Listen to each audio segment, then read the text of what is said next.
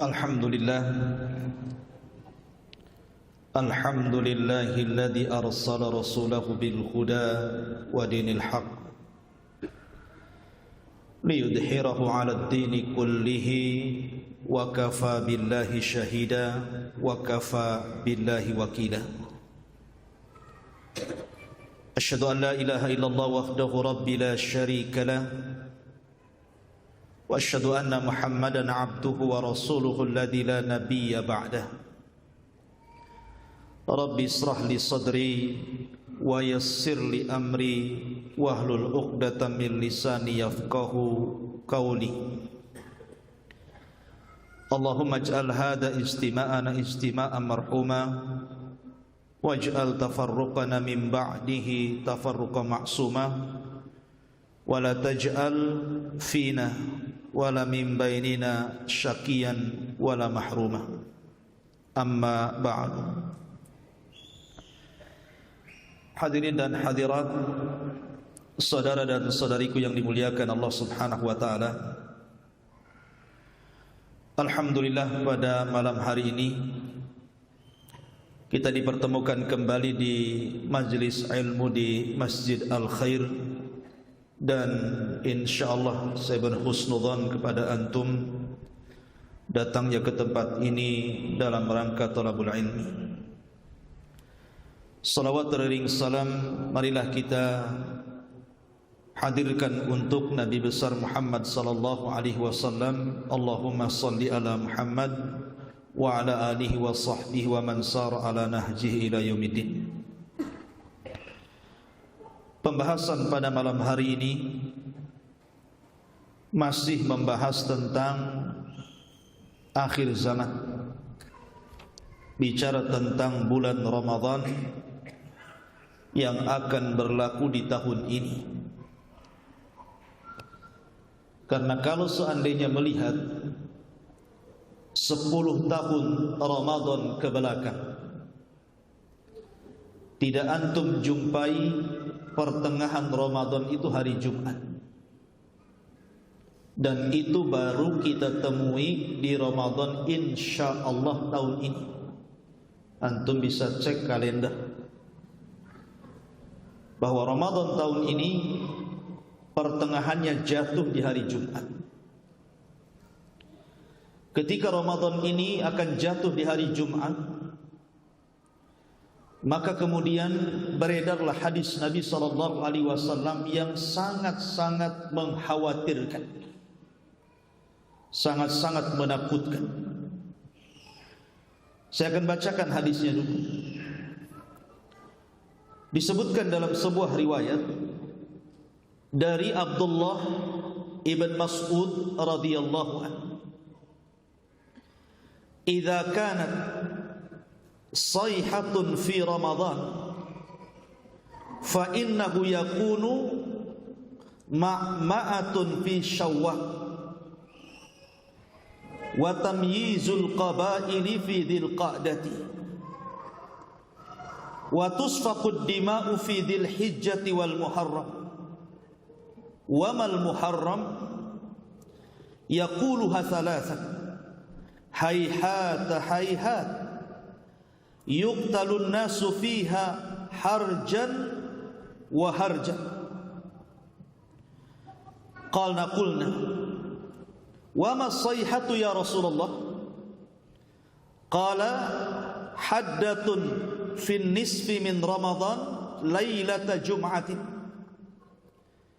fatakunu haddatun tuqidun na'im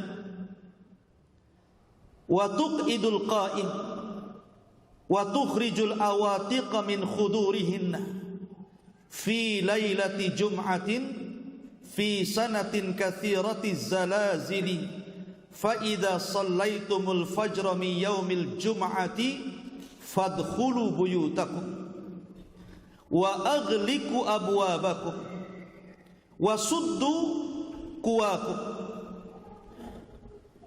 Kemudian wadassiru anfusakum wasuddu adhanakum fa idza hasastum bis sayhati fakhirru lillahi sujjadan wa qulu subhanal quddus, subhanal quddus, rabbunal quddus, fa inna man fa'ala dzalika naja wa man lam yaf'al dzalika halaka.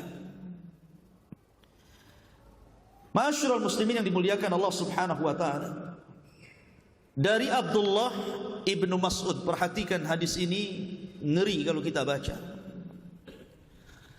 Apabila terdapat suara yang sangat dahsyat di bulan Ramadan, maka akan terjadi huru hara di bulan Syawal. Akan banyak golongan manusia yang saling memisahkan diri di bulan Dzulqa'dah. Akan terjadi pertumpahan darah di bulan Dzulhijjah dan juga bulan Muharram. Kemudian Rasul ditanya, apa yang harus dilakukan di bulan Muharram? Orang ini bertanya 3 kali. Maka Nabi SAW bersabda, sangat disayangkan sekali saat itu manusia akan saling membunuh dan sangat kacau keadaannya. Maka kami bertanya lagi, apa suara yang dahsyat itu wahai Rasulullah yang akan terjadi di pertengahan Ramadan itu?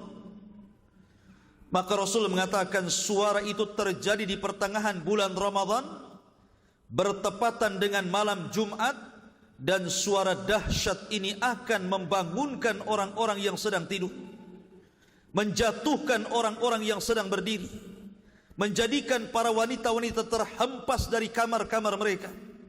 Pada saat itu akan banyak terjadi gempa. Pada saat itu cuaca yang sangat dingin akan menerpa. Hal itu apabila pertengahan bulan Ramadan di tahun itu bertepatan dengan malam Jumat. Apabila kalian melaksanakan salat subuh di hari Jumat pada pertengahan bulan Ramadan, maka masuklah kalian ke dalam rumah-rumah kalian.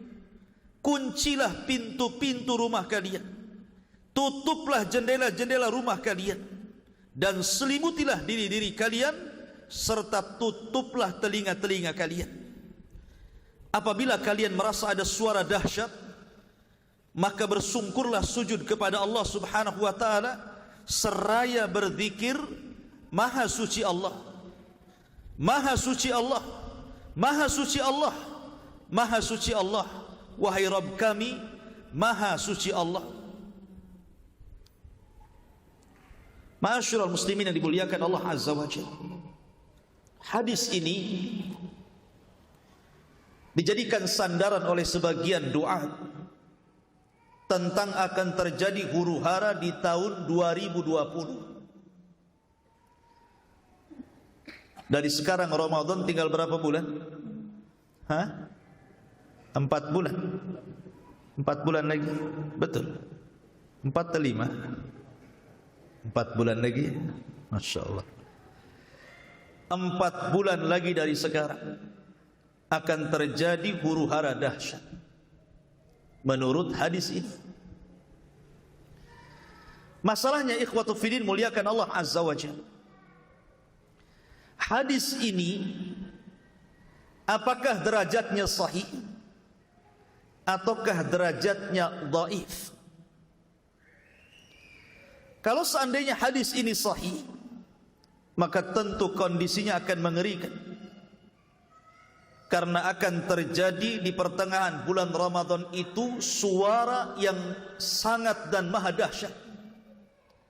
Karena dalam riwayat akan ada bintang berekor kemudian mengelilingi di langit, kemudian akan muncul meteor yang akan tertumpah ke permukaan bumi. Dari situ juga dijelaskan akan muncul dukhan. Selama 40 hari dukhan itu, asap tebal itu akan mengelilingi satu dunia. Dan ketika itu ilmu teknologi katanya sudah tidak akan berfungsi. Maka dari sekarang antum harus mengambil uang-uang antum sebelum ATM macet. Dari sekarang sudah harus mengumpulkan kurma dan makanan sebelum tidak ada yang jual kurma dan beras. Ngeri tidak? Ngeri. Masalahnya ikhwatu fiddin, hadis ini memang banyak beberapa redaksi yang mirip. Di antaranya hadis Abu Hurairah radhiyallahu an. Kemudian juga hadis dari Fairuz Ad-Dailami, juga kurang lebih seperti ini redaksi. Bahwa di pertengahan bulan Ramadan hari Jumat akan terjadi huru-hara yang luar biasa, dan itu akan berkepanjangan sampai bulan Dzulhijjah. Bulan Dzulhijjah itu bulan orang naik haji. Bahkan di bulan Muharramnya itu akan terjadi pembunuhan yang luar biasa. Mekah ini akan bertumpah darah katanya. Kira-kira nih mau haji tahun ini mikir atau mikir? Ma'asyiral muslimin yang dimuliakan Allah Azza wa Jalla, hadis ini tidak benar. Disebutkan oleh Al-Imam Adz-Dzahabi rahimahullahu taala, hadis ini adalah hadis maudhu. Apa arti maudhu? Palsu. Dan juga Imam Ibnu Jauzi mengomentari juga hadis yang redaksinya sama tapi dari jalur Abu Hurairah. Itu pun dikatakan haditsun maudhu'un an Rasulillah. Kata Ibnu Jauzi, hadis itu maudhu, palsu, mengatasnamakan kepada Nabi sallallahu alaihi wasallam. Kemudian juga dikatakan oleh Al-Uqaili rahimahullahu ta'ala, seorang pakar hadis, dia mengatakan laisa li hadzal hadis aslun an thiqatin wala min wajhin sabitin. Kata Imam Al-Uqaili, hadis ini tidak ada asalnya dari seorang perawi yang dianggap terpercaya. Bahkan dari segi yang tetap pun tidak ada sumbernya hadis ini. Bahkan dikatakan oleh Imam Hakim sahibul Mustadrak, huwa haditsun gharibul matani, hadis ini aneh matannya. Ma'asyiral muslimin yang dimuliakan Allah, bahkan Syekh bin Baz rahimahullahu taala juga mengomentari hadis ini dan mengatakan bahwa hadis ini adalah hadis yang batil. Dan Syekh Albani juga mengatakan hadis ini maudhu, palsu. Kalau sudah tahu derajat hadis ini, mestinya siapapun yang menceritakan tentang hadis ini kan harus menceritakan tentang derajat hadis, kan gitu. Jangan disampaikan begitu saja. Sebab kalau disampaikan begitu saja, ini akan mengkhawatirkan manusia. Bayangkan coba, sebentar lagi akan terjadi api yang akan menyala di mana-mana akibat meteor yang jatuh ke bumi. Kemudian akan terjadi kepulan asap yang menjadi duhan yang akan meliputi satu dunia, dan itu 40 hari. Kemudian akan terjadi pembunuhan di musim haji. Kemudian ditakut-takuti teknologi akan mati. Coba kalau teknologi mati, ikhwatu fiddin, kita ini setiap hari dihadapkan kepada teknologi kan. Sekarang dokter-dokter di rumah sakit itu pakai apa? Alatnya pakai teknologi. Tukang ojek saja jadi Gojek, pakai teknologi juga. Jadi semua bank-bank itu pakai teknologi, ATM pakai teknologi, semua pakai teknologi. Nah kalau sebentar lagi tidak ada teknologi, apa ndak pusing manusia itu? Maka kalau seandainya betul-betul hadis ini sahih, ya memang sangat mengkhawatirkan. Sudah kewajiban kita untuk persiapan kan begitu. Tapi rupanya hadis ini maudhu. Hadis ini maudhu, palsu. Jangan pernah disebar kecuali antum menyebutkan derajatnya. Hadis ini dhaif, hadis ini sahih, hadis ini hasan, enggak apa-apa. Kalau ada yang mengatakan bukankah hadis dhaif juga bisa diamalkan? Boleh diamalkan, tapi dalam masalah fadilah amal. Dalam masalah keutamaan amal, bukan dalam masalah perkara gaib. Ini kan perkara gaib. Itu pun ada syarat-syarat yang ditentukan. Seperti hadis dhaifnya itu tidak terlalu dhaif, sehingga dengan berkumpulnya banyak-banyak riwayat-riwayat yang semakna sehingga terangkat menjadi hasan di ghairihi. Kemudian dinaungi hadis yang sahih dan kita tidak meyakini mengamalkan hadis itu. Ada syarat-syaratnya. Ini bukan fadilah amal, ini sudah masuk bab gaib ini. Ini masuk masalah akidah manusia. Jangan menakut-nakuti dengan hadis ini. Karena ini bukan hadis dari Nabi SAW. Yang saya khawatirkan adalah sabda Nabi SAW, barang siapa, kata Rasulullah, barang siapa yang menasabkan hadis kepada Nabi SAW dengan sengaja, apa kata Rasul? Maka dipersilahkan tempat duduknya di neraka. Nabi mengatakan, man kadzaba alayya muta'ammidan, barang siapa yang berdusta kepadaku dengan sengaja. Dia tahu hadis ini dhaif tapi disebarkan. Falyatabawa maq'adahu minan nar. Silahkan seret tempat duduknya, masukkan ke dalam neraka. Karena berdusta kepada Rasul itu berbeda dengan berdusta kepada sesama kalian. Kata Rasul, al-kadhibu alayya laisa kakadzibin ala ahad. Berdusta atas namaku itu berbeda dengan berdusta kepada sesama kalian. Karena man kadzaba alayya muta'ammidan fal yatabawwa maq'adahu minan nar. Siapa yang berdusta kepadaku secara sengaja, silahkan tempat duduknya di neraka. Ma'asyiral muslimin, sering saya katakan, terkadang ada orang yang memprediksi dekatnya kiamat itu dengan beberapa hal. Contoh dengan melihatnya negeri Saudi yang subur. Ramai kan di YouTube itu. Disorot dari atas, Saudi sudah subur hijau. Padahal yang disorot itu memang daerah-daerah subur. Contoh di daerah Taif. Kalau Anda pernah di Saudi, kayak saya pernah hidup di Yaman, pernah belajar di Yaman. Saya pernah belajar di daerah Ib. Ib itu termasuk Thalajatul Yaman, daerah yang paling dingin di Yaman itu. Itu hijau. Di situ banyak kebun-kebun qat, daun-daun narkoba, kalau di kita ini ganja. Di sana namanya qat. Ya. Bahkan saya pernah hidup di Ma'rib, belajar di sana.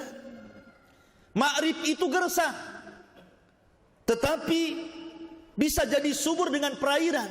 Di situ ada kebun jeruk, terkadang setahun sekali ada ditanami padi gandum karena diairi. Padang pasir disulap menjadi kebun gandum. Hijau, tapi sesaat saja gitu ya. Lah di Saudi itu, kalau di Taif itu memang dingin daerahnya. 10 tahun yang silam sudah hijau daerahnya. Jangan yang disuting daerah Taif, coba daerah yang lain yang gersang-gersang itu. Loh, kalau yang disorot daerah Taif memang daerah dingin, ya memang hijau di situ kan begitu ya. Ya memang dari 10 tahun pun sudah subur daerah situ. Kenapa enggak 10 tahun yang silam mengatakan Imam Mahdi akan datang, Dukhon akan datang, dan begitu seterusnya kan begitu? Kenapa baru sekarang? Ya. Lah dari sini ma'asyiral muslimin yang dimuliakan Allah Azza wa Jalla, kita harus dudukkan sebenarnya secara ilmiah.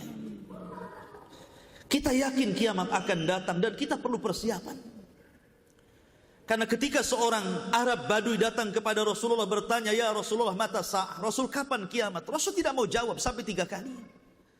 Sampai Nabi SAW mengatakan, wa ma'a'dadta laha. Kau ini tanya kiamat, emang apa yang kau persiapkan? Maka orang ini mengatakan, la syai', aku tidak mempersiapkan apapun, walakinni uhibbullaha war rasul, tapi aku punya modal, aku ini sangat cinta dengan Allah dan Rasulnya. Kata Rasulullah, anta ma'aman ahbabta, kalau begitu engkau akan bersama idolamu. Sejak zaman dulu Orang itu bertanya kepada para nabi tentang mata sa'ah, kapan kiamat. Nabi Nuh alaihi salatu wasalam ditanya oleh kaumnya, "Ya Nuh, kapan kiamat?" Nabi Ibrahim alaihi salatu wasalam ditanya oleh kaumnya, "Ya Ibrahim, kapan kiamat?" Nabi Musa ditanya oleh kaumnya, "Ya Musa, kapan kiamat?" Nabi Isa juga sama ditanya kaumnya, "Kapan kiamat?" Termasuk Rasul disibukkan oleh sebagian para sahabat tentang pertanyaan kapan kiamat. Semua dari dulu bertanya soal itu. Tapi kan gak kiamat-kiamat. Sebagaimana Nabi SAW ditanya langsung oleh malaikat Jibril lagi yang tanya, "Ya Muhammad, mata sa'ah, wahai Muhammad, kapan kiamat?" Rasul mengatakan, "Mal mas'ulu anha bi'a'lam minas sa'il." Orang yang ditanya tidak lebih paham daripada orang yang bertanya. Artinya saya dan engkau itu tidak tahu kapan kiamat. Sudah dekatkah dia? Masih jauhkah dia? Wallahu a'lam. Itu urusan Allah. Tapi kalau terlalu jauh memprediksi, apalagi bersandar kepada hadis-hadis palsu, kemudian sampai tidak dijelaskan derajatnya hadis ini membahayakan. Karena memprediksi sesuatu yang tidak ada. Baik, kita akan masuk kepada dukhon, karena hadis ini juga berkaitan dengan dukhon, asap yang tebal yang akan meliputi selama 40 hari bukan hanya satu Indonesia, satu dunia. Dan dukhon ini sangat membahayakan. Kalau bagi orang yang beriman sih, paling tinggi ngirup dukhon itu paling pilek, ya pusing-pusing sedikit. Tapi bagi orang kafir, kalau dia hirup dukhon itu akan keluar dari telinganya, asap itu akan keluar dari matanya, asap itu akan keluar dari hidungnya, asap itu akan keluar dari duburnya. Bahkan saking panasnya akan membakar kepalanya. Nanti saya akan sebutkan riwayat-riwayatnya. Lah ikhwatu fiddin, dukhon ini bukan main-main. Ini termasuk alamah kiamah kubra, tanda-tanda kiamat besar, bukan tanda-tanda kiamat kecil. Kalau seandainya diprediksi kemudian Ramadan tahun ini kemudian akan terjadi dukhon, ingat, tanda-tanda kiamat besar itu kalau sudah datang tidak bisa dihentikan. Tidak akan bisa dihentikan dan akan terus seperti itu sampai kiamat dibangkitkan. Ma'asyiral muslimin yang dimuliakan Allah Subhanahu wa taala. Pembahasan kita fokus kepada dukhon dan apakah tartib tanda-tanda kiamat itu sebagaimana yang masyhur banyak kemudian diceritakan di YouTube ataupun oleh sebagian ustaz diceritakan bahwa tanda-tanda kiamat besar yang pertama itu dukhon, kemudian Dajjal, kemudian turunnya Isa dan begitu seterusnya. Kita akan jelaskan di sini. Sebenarnya tartibnya seperti apa? Ma'asyiral muslimin yang dimuliakan Allah Subhanahu wa taala. Saya akan mengulas sedikit supaya ada murajaah sedikit. Sebagaimana tanda-tanda yang kita paham bahwa tanda-tanda kiamat itu terbagi menjadi berapa waktu kemarin di Jabal Arafah? 5. Tanda-tanda kiamat itu ada 5. Satu tanda-tanda kiamat yang sudah terjadi dan tidak mungkin terulang lagi. Contohnya diutusnya Rasulullah, wafatnya Rasulullah, terbelahnya bulan, wafatnya para sahabat Nabi sallallahu alaihi wasallam. Kemudian kabar Rasul tentang peperangan di Siffin, perang antara Muawiyah dan kubu Ali radhiyallahu anhu. Dan juga beberapa tanda-tanda kiamat kecil dan ini tidak mungkin terulang. Sudah terjadi dan tidak mungkin terulang. Kemudian yang banyak ini adalah tanda-tanda yang sudah terjadi dan akan terus terulang-ulang sampai hari ini. Seperti contohnya Fathu Baitul Maqdis, pembebasan Baitul Maqdis. Itu pernah terjadi di zaman siapa? Umar ibn al-Khattab. Kemudian juga terjadi di zaman Salahuddin Al-Ayyubi. Kemudian nanti di akhir zaman akan dikuasai oleh Al-Imam Al-Mahdi. Nanti di akhir zaman. Apakah di tahun 2020 Imam Mahdi muncul? Sudah saya jelaskan di Jabal Arafah. Antum lihat YouTube Humairah Channel. Kemudian juga kematian yang mendadak itu akan terus terulang. Seperti apa kematian mendadak, Ustaz? Seperti lagi tenang-tenang makan, tiba-tiba gempa, mati dia ditimpa rumahnya. Tiba-tiba kena longsor, tiba-tiba ditabrak orang. Itu mati mendadak namanya. Nggak sempat persiapan. Ya. Dan itu akan terulang. Kemudian munculnya Khawarij. Sejak zaman terbunuhnya Utsman, kemudian muncul melembaga di zaman Ali radhiyallahu an. Khawarij itu akan ada sampai hari ini. Bahkan Rasul mengatakan yang terakhir Khawarij itu akan mengikuti Dajjal. Dan itu akan terus terulang.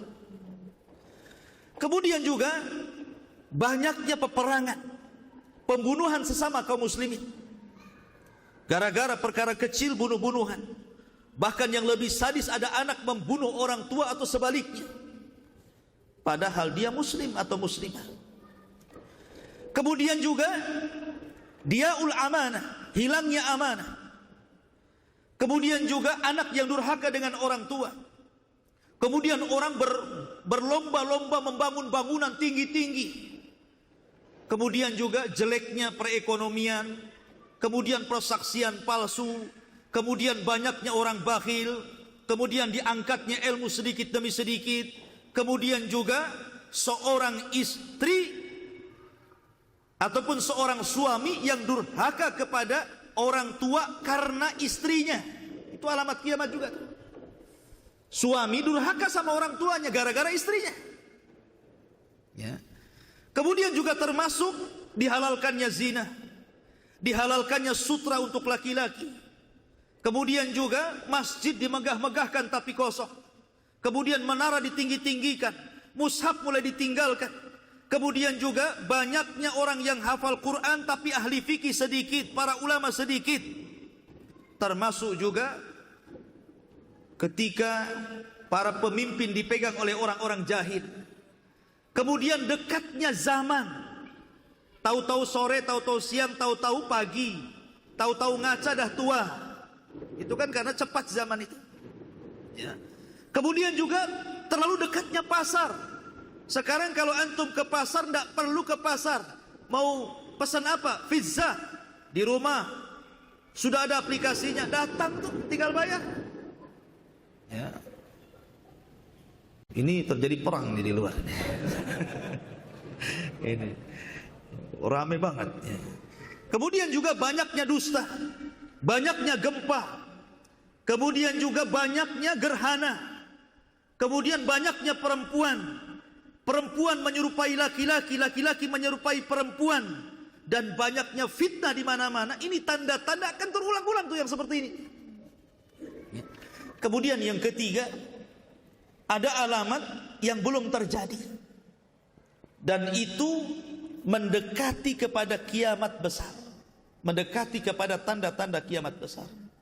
Seperti contohnya siapa? Munculnya Imam Mahdi, dikuasainya Baitul Maqdis dan akan menjadi pusat kekuatan kaum muslimin. Kemudian fitnah Ahlas, dan sudah saya jelaskan di sini. Fitnah Sarrah, fitnah Duhaimah. Kemudian juga pertolongan kepada kaum muslimin yang kemudian akan dimenangkan ketika perang di Malhamatul Kubra. Termasuk juga pohon, batu akan bicara, bertasbih. Dan ini belum terjadi, dan nanti akan terjadi. Kemudian yang keempat, ataupun seperti Malhamatul Kubra, itu pun tanda-tanda kiamat. Kemudian juga manusia kembali ke panah, ke pedang, ke tombak, gitu ya. Kemudian juga apanya, kembalinya khilafah nubuah di tangan Al-Mahdi, itu juga tanda-tanda kiamat. Termasuk juga kembalinya orang Arab menyembah berhala. termasuk juga disebutkan oleh sebagian para ulama di mana seseorang sudah susah untuk bersedekah. Lah ini tanda-tanda kiamat belum terjadi. Kalau susah bersedekah, banyak orang penerima sedekah ya. Yang sedekah sekarang yang enggak ada. Ada tanda-tanda kiamat kecil itu, dia berada di tengah-tengah tanda-tanda kiamat besar. Dan itu yang keempat. Seperti penghancuran Ka'bah yang sudah saya sebutkan oleh siapa? Dzu Suwaiqataini, seorang laki-laki dari Ethiopia.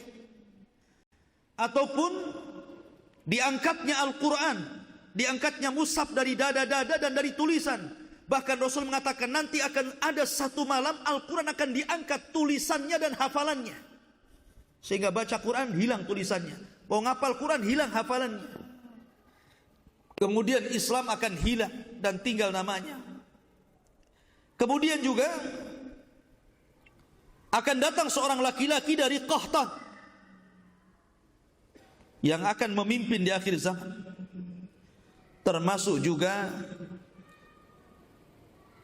akan datang seorang laki-laki yang dikenal Al-Jahjah. Dan itu tanda-tanda kiamat kecil di antara tanda-tanda kiamat besar. Adapun tanda-tanda kiamat besar sudah ma'ruf, nanti saya akan sebutkan urutannya. Baik, kita masuk pada permasalahan kita. Dukhan. Apa itu dukhan? Di dalam Al-Quranul Karim, antum bisa baca di dalam surah Dukhan.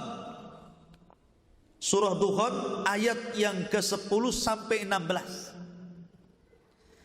Allah Subhanahu wa taala berfirman, "Fartaqib yauma ta'tis sama bidukhanin mubin. Yaghshan nas, hadza adzabun alim. Rabbana kshif anna al-adzaba inna mu'minin. Anna lahumudz dzikra wa qad ja'ahum rasulun amin. Thumma tawalla anhu wa qalu mu'allamun majnun. Inna kashiful adzab qalilan innakum a'idun." Allah Subhanahu wa taala berfirman kepada Rasulullah, "Fartaqib, tunggulah wahai Muhammad pada hari di mana langit akan dipenuhi dengan asap yang sangat tebal yang akan meliputi manusia, dan inilah azab yang sangat pedih."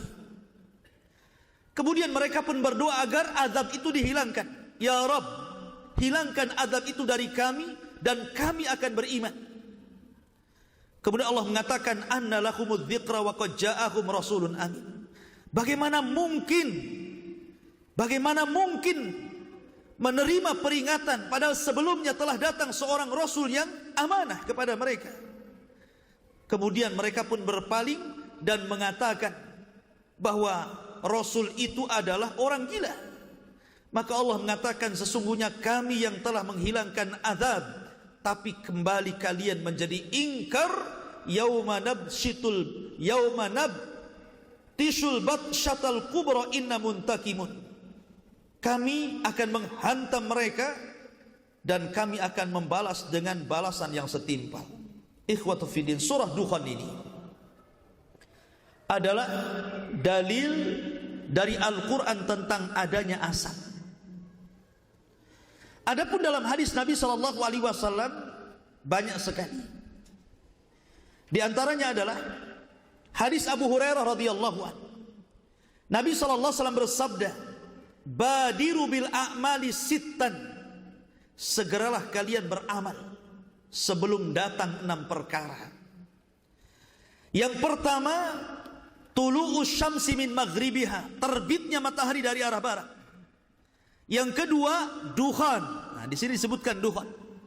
Yang ketiga, dajjal. Yang keempat, dabbah, binatang yang melata yang bisa bicara, ataupun sesuatu yang khusus ataupun yang umum bagi kalian. Kemudian hadis yang kedua, hadis Hudzaifah. Suatu ketika para sahabat sedang bincang-bincang tentang kiamat. Rasul berkata, "Sedang bincang-bincang apa kalian?" Maka mereka mengatakan, "Ya Rasulullah, kami sedang berbincang-bincang tentang kiamat." Maka Rasul mengatakan kiamat tidak mungkin tegak sampai kalian melihat 10 perkara yang merupakan tanda-tanda kiamat besar. Kemudian disebutkan yang pertama dukhan, yang kedua dajjal, yang ketiga dabah, yang keempat terbitnya matahari dari barat, yang kelima turunnya Isa bin Maryam, yang keenam Ya'juj dan Ma'juj, yang ketujuh terjadi gempa dari arah timur, terjadi gempa dari arah barat, terjadi gempa di Jazirah Arab, dan yang terakhir yang ke-10 manusia akan digiring oleh api yang berasal dari negeri Hijaz ataupun Aden Yaman. Ini 10 tanda-tanda kiamat besar. Nanti saya akan sebutkan tertibnya. Di dalam hadis Hudzaifah ini ada 10 perkara. Pertama dukhan, yang kedua dajjal, yang ketiga dabah, yang keempat tulu'us syamsi min maghribiha, terbitnya matahari dari arah barat, yang kelima turunnya Isa bin Maryam, kemudian yang keenam Ya'juj dan Ma'juj, yang ketujuh gempa dari arah timur, yang kedelapan gempa dari arah barat, yang kesembilan gempa di Jazirah Arab, dan yang ke-10 keluarnya api yang menggiring manusia ke tempat berkumpulnya mereka di Syam. Itu namanya tanda-tanda kiamat besar. Ada 10 ini. Kemudian juga disebutkan dalam hadis yang lain, hadis yang dikeluarkan Imam Ibnu Jarir dan At-Tabrani dengan sanad yang baik, inna rabbakum anzarakum salasa, Rabb kalian telah memberikan peringatan kepada kalian tentang 3 perkara. Yang pertama dukhan, yang akan mengambil seorang mukmin seperti pilek, tetapi ya'khudul kafir. Kalau sampai kemudian dukhan ini mengenai orang kafir, fayantafikhu, kemudian dihirup dia, yakhruj min kulli masma'in minhu, maka akan keluar asap dari telinga-telinga mereka. Dalam riwayat dari hidung mereka, dari mata mereka, bahkan dalam riwayat dari dubur mereka. Bahkan dalam riwayat bahwa apabila asap itu melanda mereka, maka kepala-kepala mereka akan terbakar. Sampai sedemikian. Dan tidak perlu saya sebutkan semua hadis-hadisnya. Kemudian sekarang apa sih dukhan itu? Apa sih makna dukhan itu? Dukhan itu dalam bahasa Arab artinya adalah kalau ada kayu yang dibakar kemudian asap yang mengepul ke atas, itu namanya dukhan. Makanya orang yang merokok disebut tadkhin. Dilarang merokok artinya mamnu'ut tadkhin. Ya. Itu secara bahasa. Ataupun orang Arab mengatakan kalau ada debu yang naik ke langit, maka mereka mengistilahkan dengan kalimat dukhan. Itu secara bahasa. Dan Nabi SAW bersabda dalam sebuah hadis dari Ibnu Mas'ud radhiyallahu an, khamsun qad madaina. Kata Abdullah bin Mas'ud radhiyallahu an, 5 perkara sudah berlalu dari kita. Yang pertama al-lizam, yang kedua ar-rum, yang ketiga batsyah, yang keempat al-qamar, dan yang kelima dukhan. Pertama lizam, artinya lizam itu kehancuran bagi orang-orang kafir di Badar. Dan Allah mengatakan faqad kadzabtum fasawfa yakunu lizama. Kemudian yang kedua Rum, maksudnya adalah Romawi yang mengalahkan Persia, yang sebelumnya Persia mengalahkan Romawi. Maka Allah Subhanahu wa taala turunkan ghalabatir rum fi adnal ardi min ba'di ghalabihim sayaghlibun, dan seterusnya ayat ini, bahwa Romawi mampu mengalahkan Persia sebelumnya Persia mengalahkan Romawi. Kemudian batsyah, juga kehancuran orang-orang musyrik di Badar. Kemudian al-qamar, bulan, maksudnya bulan terbelah menjadi 2. Kemudian dukhan, Duhan ini juga sudah terjadi, kata siapa? Abdullah bin Mas'ud. Kapan itu? Ketika orang-orang musyrik melambat-lambatkan untuk masuk Islam, kemudian Rasul berdoa, ya Allah timpakan kepada mereka pacaklik selama 7 tahun seperti pacaklik Yusuf. Akhirnya betul-betul ditimpakan pacaklik. Maka datang Abu Sufyan kepada Rasulullah supaya berdoa kepada Allah dan supaya Allah mengangkat pacaklik itu. Saking tidak adanya makanan, saking tidak adanya minuman, sebagian mereka hampir mati kelaparan. Kemudian mata mereka berkaca-kaca melihat ke langit itu seolah ada asapnya. Itulah yang dimaksud duhon, kata Abdullah bin Mas'ud. Maka di sini maksudnya adalah karena tidak ada hujan, otomatis apa? Tanah-tanah yang ada di bumi ini mengepul ke langit, terbawa angin, terhempas angin, sehingga di langit itu kayak ada asap. Itulah duhon, pernah terjadi di zaman Nabi SAW. Menurut Abdullah bin Mas'ud. Kan nanti ada khilaf tentang masalah itu. Ya. Ma'asyiral muslimin yang dimuliakan Allah Azza wa Jalla, intinya bahwa bukan itu yang dimaksud duhan. Tapi duhan itu adalah asap yang Allah Subhanahu wa taala ciptakan, asap yang sangat hitam yang akan meliputi satu dunia selama 40 hari. Seorang muslim pun akan pilek dan pusing walaupun sedikit. Tapi orang kafir banyak yang meninggal, tidak tahan dengan sakitnya asap itu. Bayangkan 40 hari asap itu akan turun dan menyelimuti seluruh dunia, masuk ke rumah-rumah, ke kamar-kamar, ke gua-gua, ke gang-gang, sehingga semua orang menghirup dan tidak ada yang tidak menghirup. Jadi sangat mengerikan. Makanya duhan itu termasuk alamat kiamat besar. Taib. Sebenarnya kalau masalah duhan ikhwatu fiddin, riwayat-riwayat duhan ini banyak diriwayatkan para ulama. Banyak diriwayatkan para sahabat seperti Abdullah bin Umar meriwayatkan hadis tentang duhan. Abdullah bin Mas'ud meriwayatkan tentang hadis duhan. Abdullah bin Abi Mulaikah, Abdullah bin Abbas, Abu Hurairah, Ali radhiyallahu an, Hudzaifah ibnul Yaman, Abu Sa'id al-Khudri, Abu Malik al-Ash'ari, Wasilah ibn Asqa, dan Hudzaifah ibn Asid al-Ghifari, dan banyak lagi sahabat yang meriwayatkan tentang masalah duhan ini. Dan kitab-kitab para ulama juga banyak yang membukukan tentang masalah duhan ini. Seperti Imam Bukhari juga dalam sahihnya menyebutkan tentang hadis-hadis masalah duhan. Imam Muslim termasuk juga menyebutkan di dalam kitabnya bab tentang Kitabul Fitan wa Asrati Sa'a, itu menyebutkan hadis tentang masalah duhan. Kemudian juga Musnad Imam Ahmad, Sunan Abi Dawud, Sunan Tirmidzi, Mustadrak Hakim, Mu'jam Tabrani, itu semua termuat hadis-hadis tentang masalah duhan. Termasuk juga Imam Ibnu Katsir, baik dalam tafsirnya atau dalam kitabnya Bidayah wa Nihayah. Kemudian Imam Tabari dalam tafsirnya, kemudian Ibnu Abi Hatim dalam tafsirnya, kemudian Al-Qurtubi dalam Tadhkirah, kemudian Mubarak Furi dalam Syarah Tirmidzi, dan banyak kitab yang memuat tentang masalah duhan. Masalahnya, kapan duhan terjadi? Apakah betul sebagaimana yang digambar-gemborkan bahwa duhan itu terjadi nanti di Ramadan ini, bentar lagi? Dan apakah memang tartibnya seperti itu? Duhan, kemudian Dajjal, kemudian turunnya Isa bin Maryam, dan begitu seterusnya. Ikhwan, tidak ada hadis yang menjelaskan tentang tartib. Karena hadis itu redaksi ke redaksi, itu ada yang dimulai duhan, ada yang dimulai bukan duhan.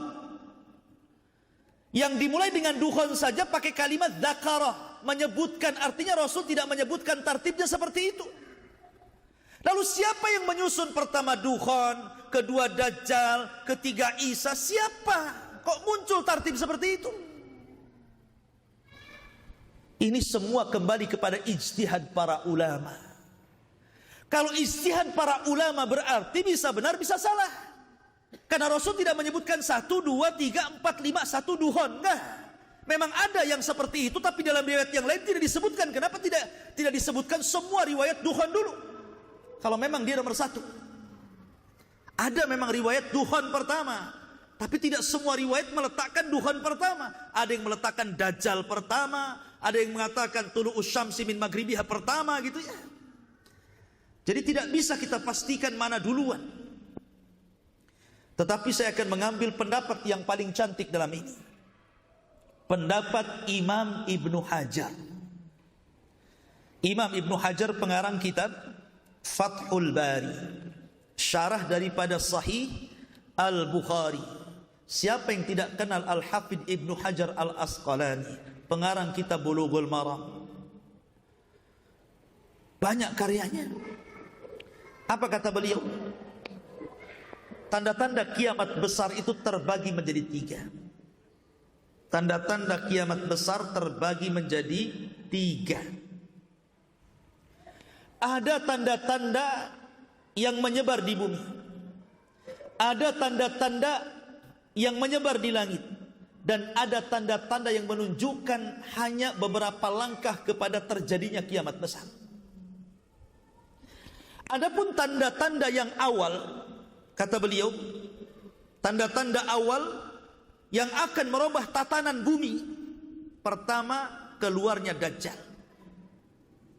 Pertama keluarnya Dajjal, kemudian turunnya Isa, kemudian keluarnya Ya'juj dan Ma'juj, kemudian terjadi 3 gempa.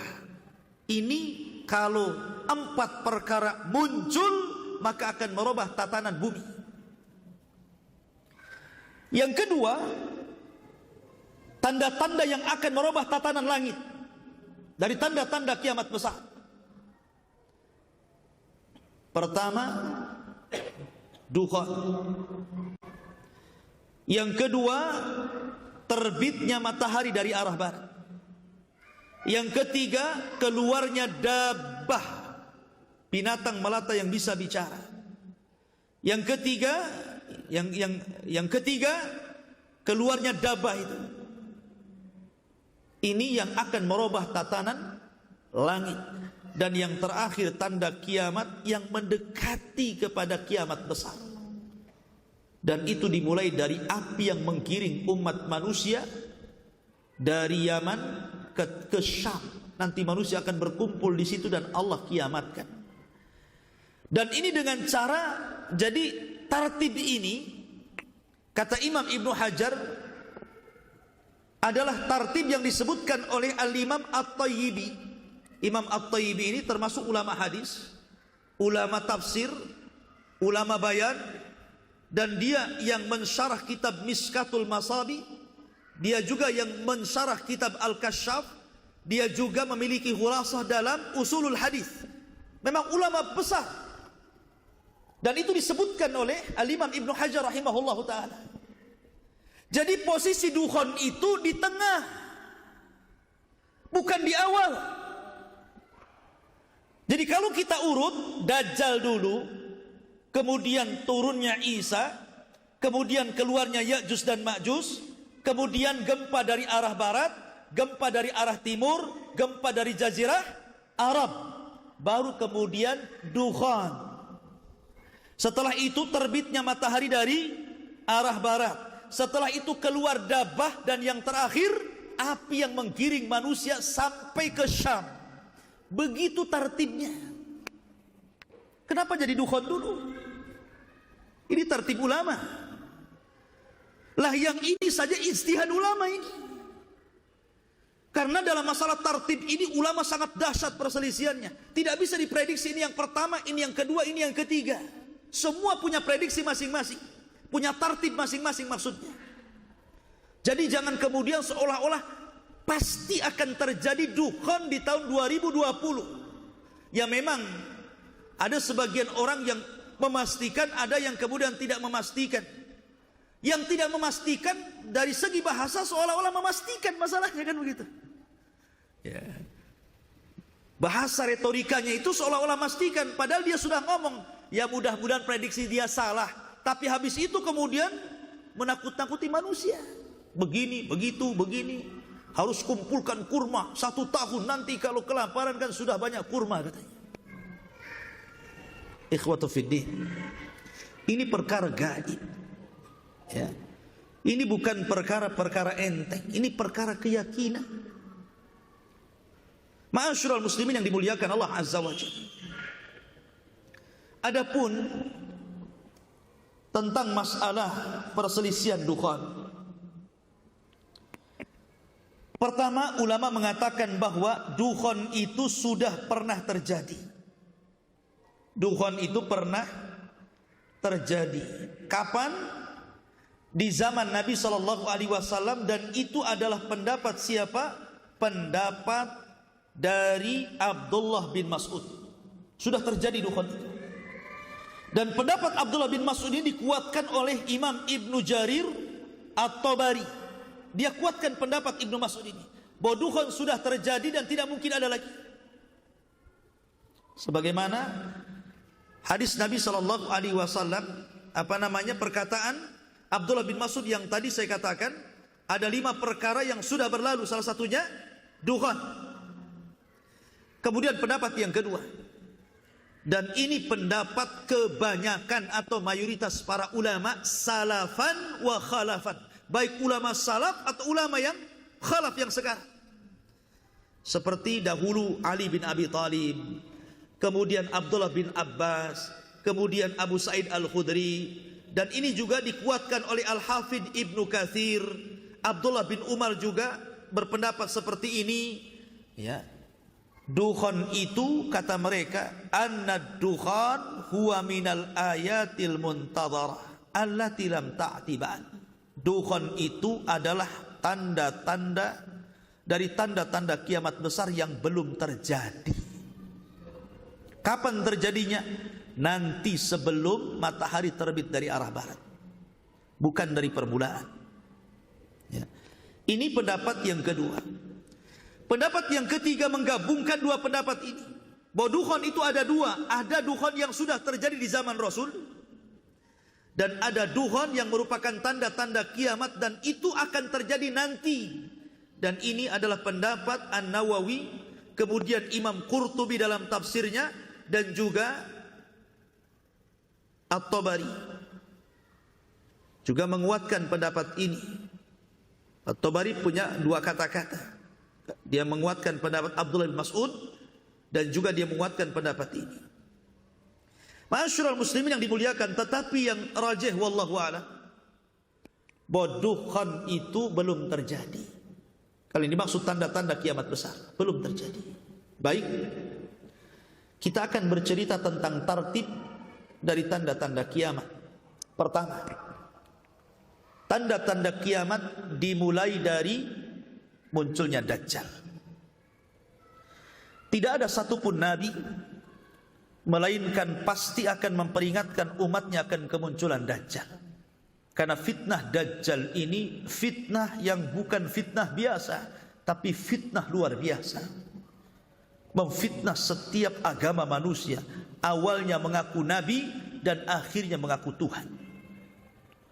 Dan sebagian besar manusia menjadi pengikut Dajjal, terutama kaum wanita. Bagaimana tidak?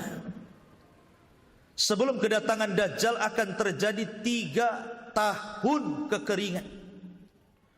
Langit ditahan sepertiganya, bumi pun ditahan sepertiganya tidak tumbuh.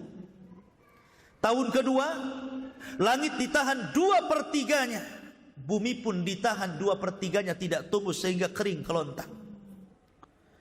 Kemudian yang ketiga, tahun ketiga, seluruh langit ditahan dan bumi pun ditahan, semuanya tidak tumbuh. Manusia kelaparan. Disitulah Dajjal muncul.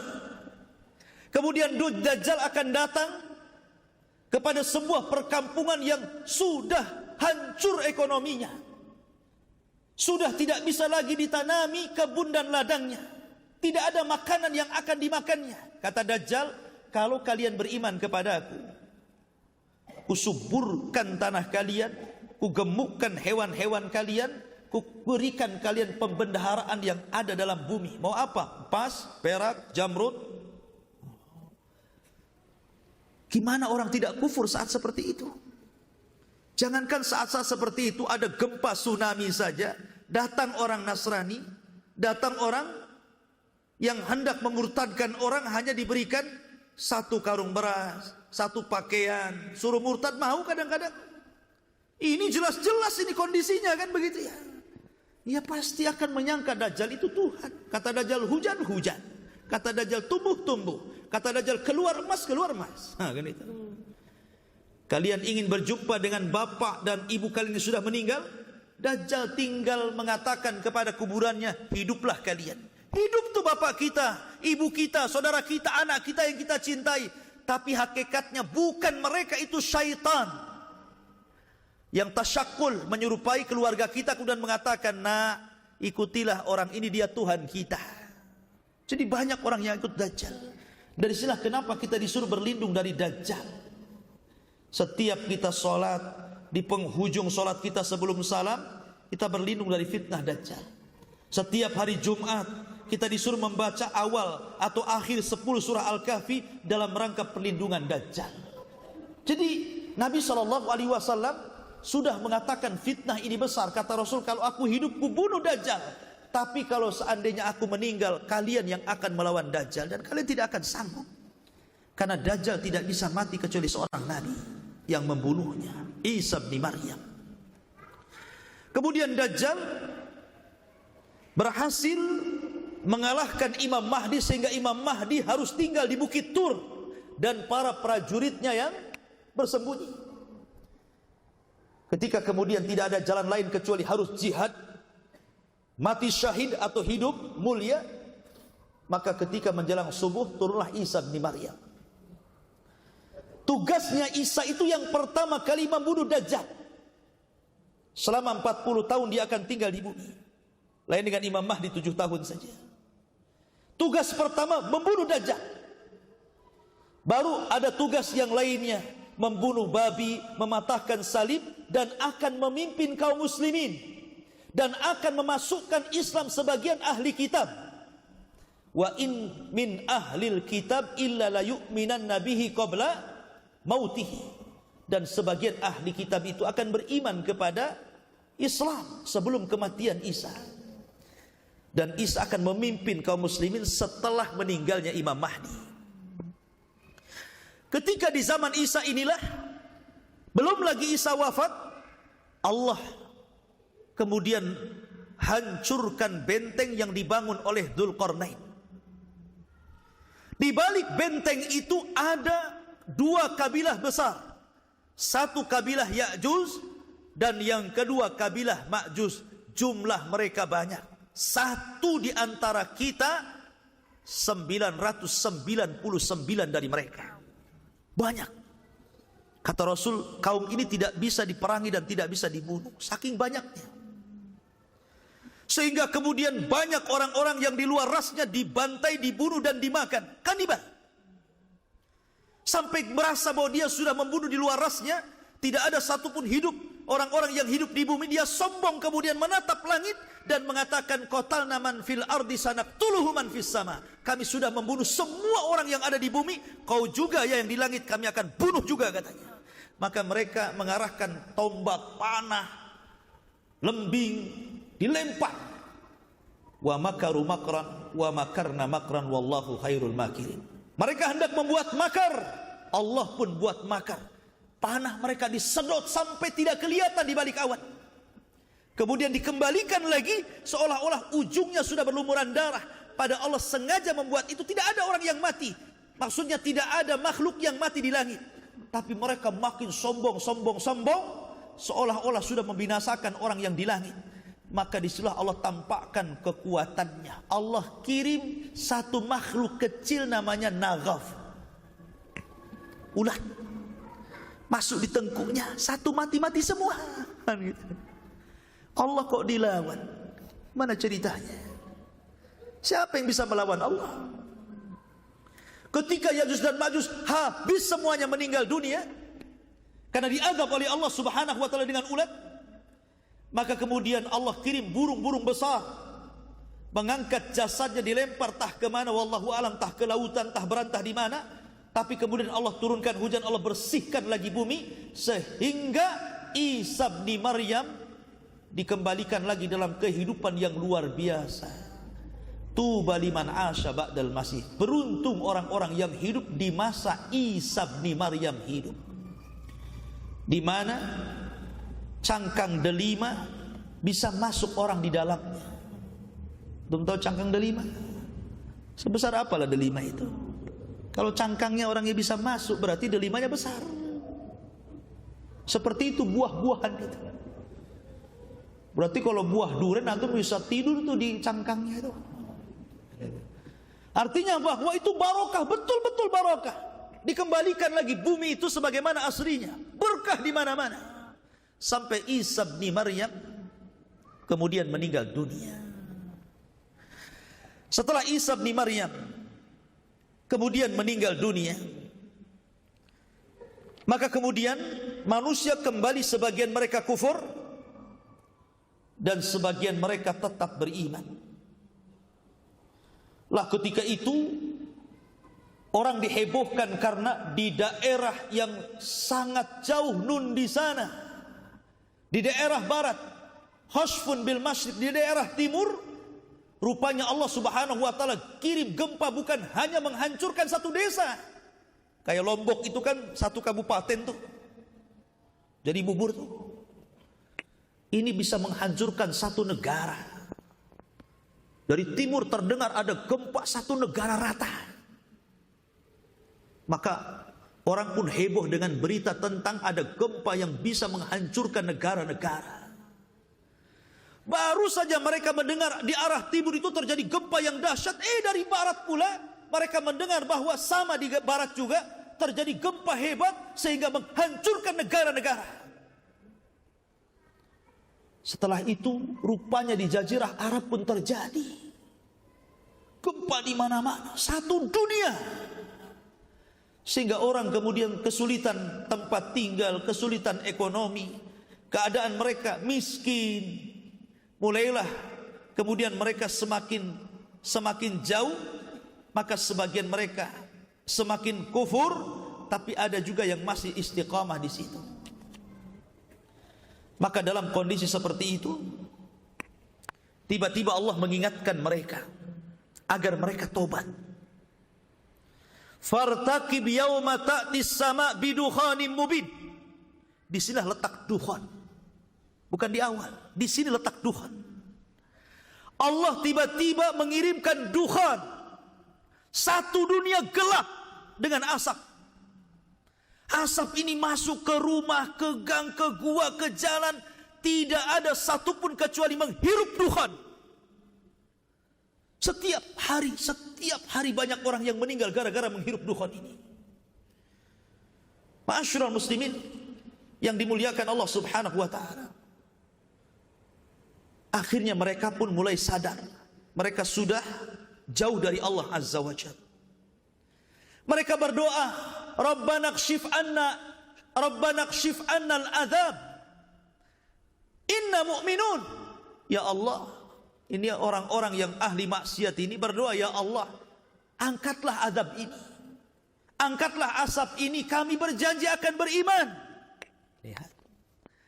Akhirnya Allah Subhanahu wa taala pun mengangkat azab itu, hanya 40 hari saja dukhan itu. Tapi sudah banyak orang mati, sudah banyak terbakar kepalanya, terpanggang seperti kepala ikan. Ya. Maka ketika dukhan, sebenarnya dukhan itu alamat terakhir bagi orang yang ingin bertobat. Karena setelah ini akan muncul alamat di mana orang sudah tidak diterima lagi tobatnya. Harusnya ketika dukhan itu dihilangkan Allah Subhanahu wa taala, yang tadinya berzina berhenti berzina, yang tadinya minum khamar berhenti minum khamar, yang tadinya nyembah berhalanya dibuang, bertobat kepada Allah Subhanahu wa taala. Setelah hilang azabnya, kufur lagi sebagian orang itu. Maka ketika di malam hari yang sangat dingin, semua manusia tidur.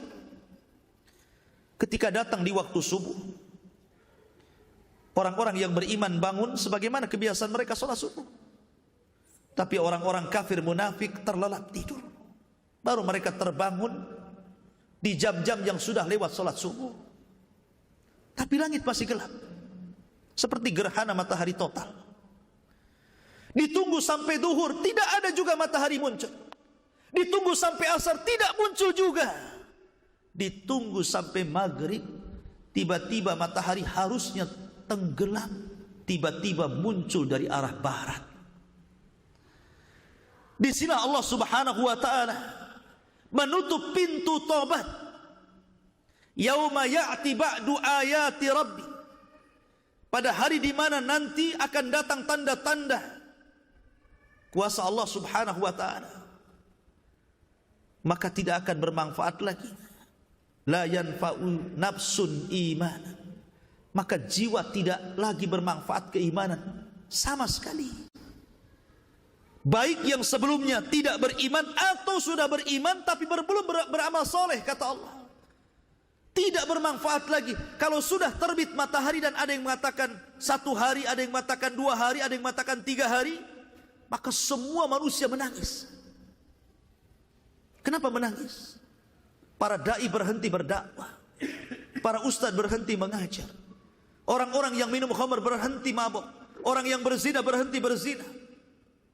Karena mereka tahu apapun yang mereka lakukan, sekalipun mereka tobatan nasuha sesuai dengan syarat-syarat tobat, tidak bermanfaat keimanan mereka di hadapan Allah. Ketika itulah selang 1-2 hari muncul binatang yang disebut dengan dabatun minal ard. Binatang besar, dalam hadis dhaif, membawa tongkat dan stempel Sulaiman. Tongkat Nabi Musa dan stempel Sulaiman. Kalau tongkat Nabi Musa dipukulkan kepada orang kafir, di hidungnya gosong dia. Kalau stempel Sulaiman di stempel di dahinya, bercahaya dia. Hadis ini dhaif.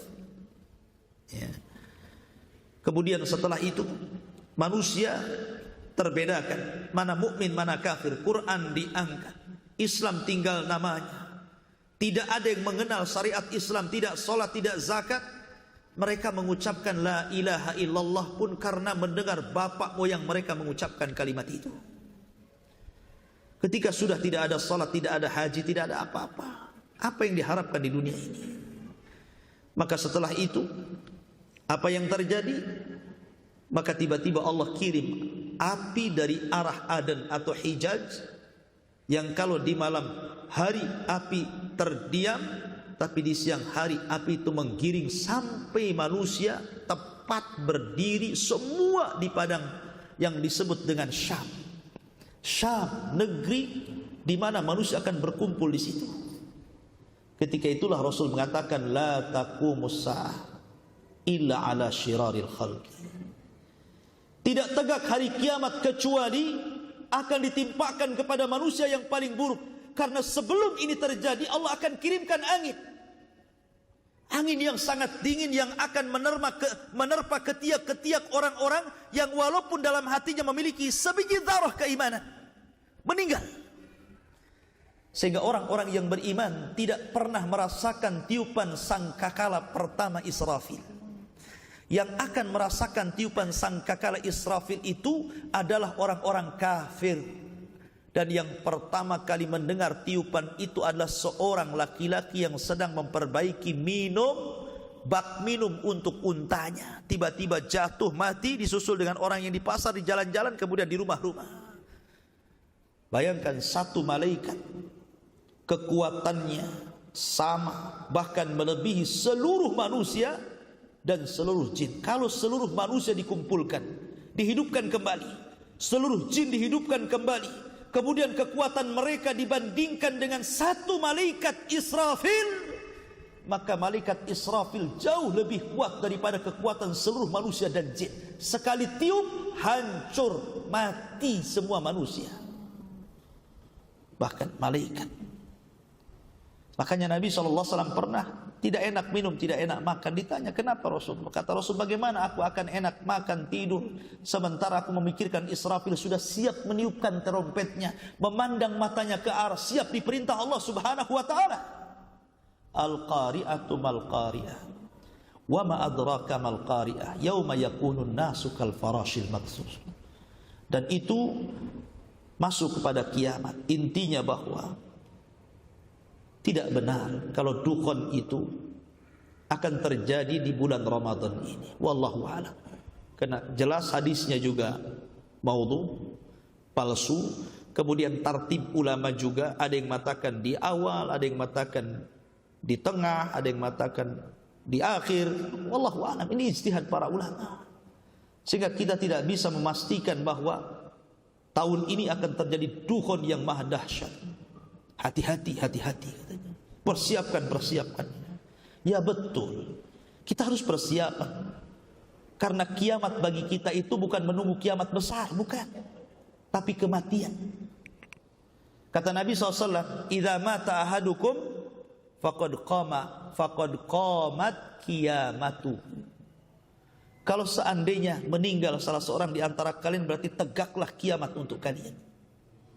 Jadi kita mempersiapkan bukan untuk kiamat besar, bukan, tapi untuk kematian kita. Wa ma tadri nafsum bi ayyi ardin tamut. Kita tidak tahu meninggal di mana, tapi kematian sebuah kepastian. Idza jaa ajaluhu la yastakhiruna sa'atan wa la yastaqdimun. Kalau ajal datang, tidak akan nunggu-nunggu. Ya. Dan setiap orang mati berarti tegaklah kiamatnya. Karena kita tahu kita akan mati, itulah makanya kita persiapan. Makanya Rasul mengatakan al-kayyisu man dana nafsa wa amila lima ba'dal maut. Orang yang cerdas itu adalah orang yang introspeksi diri dan mempersiapkan bekal untuk sebelum kematian. Itu orang cerdas namanya. Ya. Bukan sibuk kita kumpulkan makanan untuk makan 1 tahun. Kita kumpulkan uang-uang kalian pakai emas, kita kumpulkan 1 tahun, nanti nggak ada uang lagi. Bukan. Persiapan kita ini adalah takwa. Wa tazawwadu fa inna khaira zadit taqwa. Persiapkanlah dan sebaik-baik persiapanlah takwallahi azza wa jalla. Ini yang kita siapkan, takwa ini. Karena belum tentu. Ya, karena ada saja ya, nanti ini diupload di YouTube, nanti macam-macam tuh komennya. Macam-macam kan.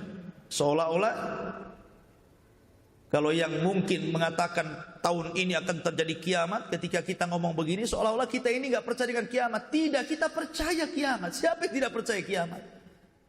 Cuman kan kiamat ini rahasia Allah. Tidak tahu, Jibril aja tidak tahu kok. Ya. Kemudian mereka mengatakan bahwa ini sebentar lagi akan kiamat, karena tanda-tanda kiamat besarnya ini sudah insya Allah tahun ini akan muncul nih. Dan itu karena apa? Berawal dari memprediksi umur umat manusia atau kaum muslimin itu dari 1500 tahun supaya sama angkanya, maka kemudian diurut dari sekarang. Kalau tidak nanti akan lewat dari 1500 tahun kan? Ya, jadi harus pas dengan angkanya itu. Masalahnya kalau terjadi kan mengkhawatirkan, ya kita bertobat kepada Allah. Kalau enggak terjadi, sementara dia sudah berkuar-kuar ke sana kemari membawakan hadis-hadis maudhu umpamanya, maka kita semua yakin percaya bahwa kiamat akan datang. Bahkan kita persiapan itu untuk kiamat kita sendiri, yaitu kematian. Dan itu pasti. Ya, terkadang saling menghujat di komen itu, tidak perlu saling menghujat. Kita masing-masing belajar, masing-masing beramal. Ya. Perbanyak belajar, karena biasanya yang komen itu kan karena kurang ilmu, hanya terpengaruh model semangat tak tentu pasal, kata orang Melayu. Tahu semangat tak tentu pasal itu? Semangat itu harus dibarengi dengan ilmu. Ya, jadi semua ada pembahasan dari para ulama, sehingga tidak bisa kemudian merasa bahwa kiamat ini pasti terjadi. Ya, bisa terjadi, bisa tidak. Itu rahasia Allah Subhanahu wa ta'ala. Wallahu a'lam. Saya kira ini yang bisa sampaikan. Mudah-mudahan ada manfaatnya. Kita tutup dengan kafaratul majlis. Insyaallah mungkin kalau untuk tanya jawab minggu depan kita di Jabal Arafah, ya. Di sana agak lama, mungkin bisalah antum tanya jawab seputar pembahasan kemarin dan sekarang di Jabal Arafah minggu depan. Subhanakallah bihamdika asyhadu an la ilaha illa anta astaghfiruka wa atubu ilaik. Allahu ta'ala alam. Assalamualaikum warahmatullahi wabarakatuh.